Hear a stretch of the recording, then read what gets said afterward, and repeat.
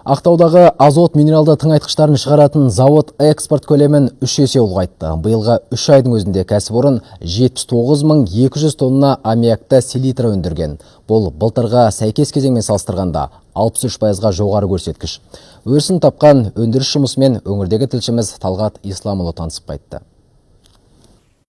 Термометр көрсеткіші 42 градус. Гүрілдеген зауыт пештері. Аптап ыстық мұндағы жұмысқа кедергі емес. Сұранысы жоғары отандық тауар тапсырыс берушілерге уақытылы жеткізілу керек. Елімізде баламасы жоқ кәсіпорын бүгінде ішкі нарықтың 58%-ын қамтып отыр. Шығаратын өнімі егіс алқаптарын баптау мен сан алуан динамиттер жасауда қолданылады. Күн тәртібіндегі мәселе мекеменің жылдық қуатын 400 мың тоннаға жеткізу. Өндіріс орнын кешенді жаңғыртуға 56 миллиард теңге жұмсалды. Оның 72,3%-ын Қазақстанның даму банкі бөлді. Қарызды 10 жылда қайтару жоспарланған.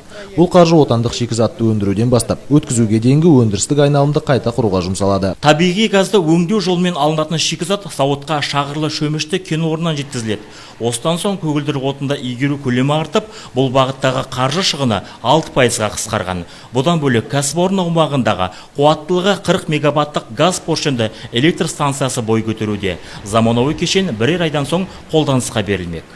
Процесс очень сложный. Шикізат көзі табиғи газды өңдеп, аммиакты тыңайтқыш алуға орасан зор электр қуаты жұмсалады. Зауытта дербес электр станциясы ашылған соң қомақты қаржы үнемделмек. Елімізде баламасы жоқ зауыт осылайша ішкі шығындарын жабуға жұмылуда.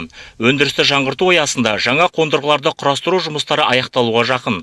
Одан әрі жылына 450 мың тонна полиэстерлі селитра өндіретін Гран Монораны жобалау әрекеті басталмақ. Айта кетейік, Бәйтерек холдингі Қазақстан даму банкіне еншілес компания. Талғат Исламұлы, Саламат Бекбаев, қорытынды жаңалықтар Ақтаудан.